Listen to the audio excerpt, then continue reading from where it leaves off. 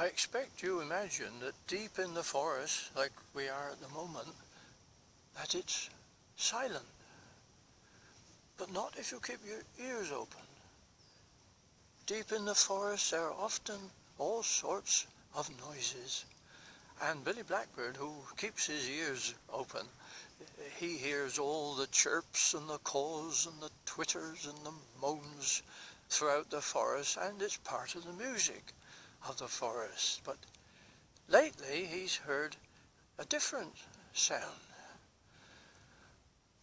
because Reggie the Rabbit has got the rapper habit, and he spends his time on the old tree trunk, tapping away with his foot, gabbling away his lyric, making a row.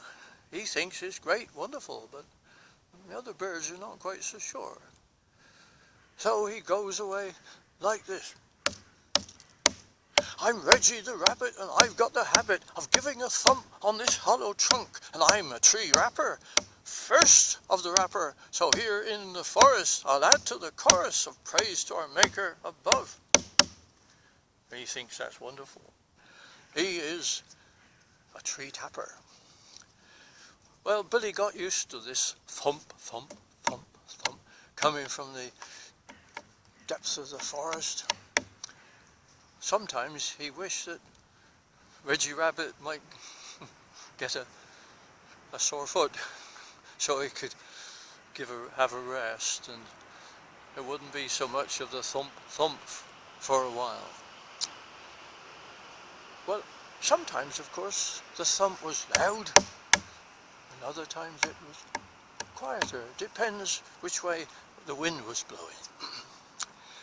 Well, as it happened, Reggie Rabbit got the forest flu, and so for a couple of weeks there wasn't any thump thump thump in the forest.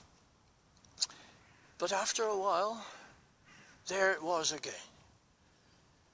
And Billy Blackbird went across to Tommy Thrush, and he said, "Oh, Reggie Rabbit has got over the flu and he's at it again. Here, listen." Well, Tommy Thrush listened, and he said, "I don't think that's Reggie Rabbit. I mean, Reggie Rabbit is a thump, thump, thump, thump, but this is more of a rat-a-tat-tat." "You're right," said Billy. "Yes, it's not a thump, thump, thump like we're used to. I think we'd better go and investigate." So they went in the direction of the noise of this rat-a-tat-tat, and they came across a bird pecking away at the trunk of a tree. At first, Billy thought that it must be another blackbird, but then he noticed that when he got closer that it had a speckled chest, and it seemed to have a red hat on his head. But there it was, bashing away at the bark of the tree for dear life. Well, Billy watched for a while, but then he said, "Hi there, stranger. I don't think you ought to bash away at that tree like that. You'll bend your beak." "Oh, no, I won't," said the bird. "I won't bend my beak. I've got a very tough beak, and I've got a hard head as well." Rat-a-tat-tat, and he pecked away at the trunk. Well, Billy watched again for a while. Then he said, "Well, why are you bashing away at that tree trunk?" "Well, if you must know, I'm Woody Woodpecker," he said, "and I'm bashing away, as you say, at this trunk because I'm looking for grubs in the bark. They're ever so tasty, yum, yum, yum." And back he went to his bashing away at the tree trunk. Well, Billy watched him and admired his skill, and he was quite interested in the grubs that he seemed to be digging out of the bark of this tree. They looked quite fat and juicy, and indeed he thought they looked better than many of the worms that he often had to eat. Well, he said goodbye to this stranger, Woody Woodpecker, and as he left, he thought, most interesting. I think I must have a go at tree bashing. See what I can find. I'd fancy something different from my worms. Some tree grubs, fat and juicy. Yum, yum. Well, the next day even, Billy was feeling a bit hungry, and he thought, well, now's the time to try a bit of tree bashing.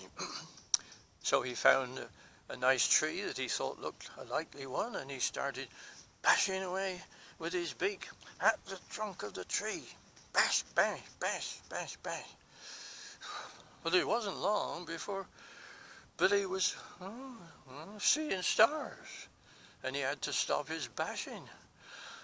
And he went back to his nest, and he went to bed. And when he got up the next morning, he did have a headache. And what's more, he saw two of everything. He was cross-eyed. Oh dear, said Billy, what have I done to myself? I'm cross-eyed. I see two of everything. I'll have to go to Dr. Owl. My head aches. Well, he went to Dr. Owl, told him that he had headache and he was cross-eyed and he could see two of everything and wasn't feeling very well. Well, Dr. Owl examined him, had a good look at him, and then he said, I think you have concussion. You have concussion. Concussion, said Billy. Is that bad? Well, said Dr. Owl, it means that you banged your head, and your head didn't like it. Have you banged your head lately? Have you had a fall? Well, then Billy had to tell him the whole sad story of what he'd done.